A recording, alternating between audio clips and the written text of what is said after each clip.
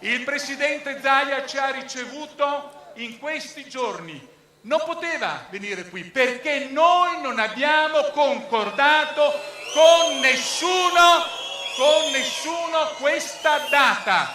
L'abbiamo decisa nell'assemblea di Treviso e i trevigiani sono qui presenti e abbiamo scelto questo sabato indipendentemente dalla presenza degli uni e degli altri. Abbiamo presentato le nostre richieste nel documento che trovate online, nel documento che vi è stato consegnato, e in questi 15 giorni abbiamo discusso, trattato e presentato le nostre istanze. Abbiamo ricevuto delle rassicurazioni precise sui fondi e sulla possibilità di continuare a dialogare. È chiaro che non siamo degli sprovveduti e quindi è per questo che da domani, quando si apriranno le discussioni sui bilanci regionali, noi saremo qui. La nostra presenza comincia da domani, il nostro controllo, la nostra attenzione è da domani in avanti, sui bilanci della regione, sui comportamenti quotidiani. Da domani andremo a chiedere ai nostri comuni conto delle esternalizzazioni, delle clausole sociali per le nostre cooperative di tipo B e per le altre realtà, del volontariato, dell'associazionismo, ai politici che oggi si candidano al Parlamento nazionale. Affidiamo il nostro problema dell'IVA. Lo sapete che entro quest'anno l'IVA potrebbe passare dal 4 al 10%. Non potremmo reggere una difficoltà di questo giorno. È chiaro che in un momento elettorale ci si dimostra una sensibilità. Noi dobbiamo vigilare. È per questo che dobbiamo tenerci pronti a tornare ad essere qui, tutti assieme, con gli altri. E quindi ecco il primo obiettivo: vederci, sentirci in tanti, contarci. Non siamo gente abituata a farci vedere, a scendere in piazza. Ecco perché abbiamo scelto anche i pulmini che paghiamo di tasca nostra quando facciamo il carburante in contanti tutti i giorni, consapevoli che metà di quei soldi vanno in tasse, pagando il bollo, l'assicurazione, su pulmini pagati con i nostri soldi. Pulmini che oggi in festa facciamo uscire sul Ponte della Libertà. Potremmo uscire un giorno sì, un giorno no. E quando avremo finito la benzina spingeremo quei pulmini per raggiungere i nostri obiettivi, insieme, con chi ci vuole stare, tutti quanti uniti.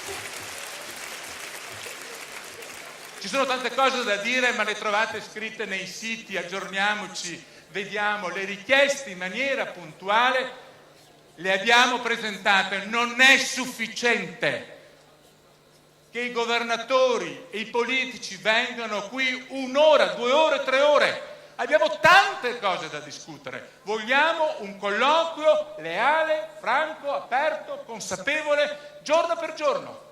Siamo in grado di accettare anche dei no se ci vengono spiegati. Siamo in grado di fornire il consenso, l'energia, anche per scelte di un certo tipo, anche per scelte difficili. Concludo.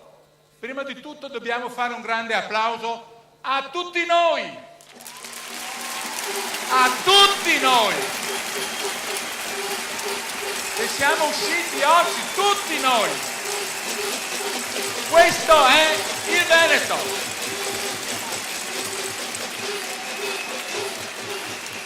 Dopodiché vorrei avere il presidente di Confcooperative qui vicino, perché anche lui è una parte di noi. Vieni qua, Bruno.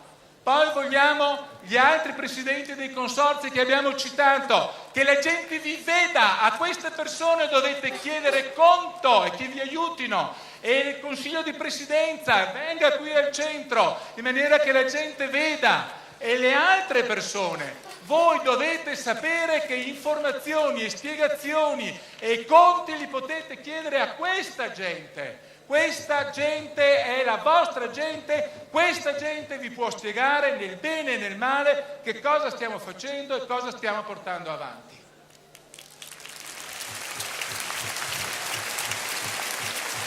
cerco di chiudere perché sono preoccupato per i 5 chilometri di corteo che adesso faremo.